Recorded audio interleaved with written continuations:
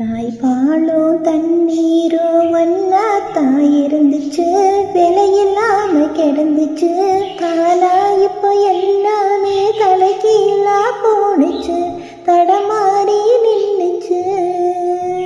நிலாவுல தண்ணீர் இருக்கான்னு தேடுறோம், ராக்கெட்ட ஏவுறோம், குடிநீர பூமியில வியாபாரம் பண்ணுறோம். ஆறருக்கும் பக்கத்துல ஊரை ஒரு வாகுச்சு, வரலாறு சொல்லிச்சு.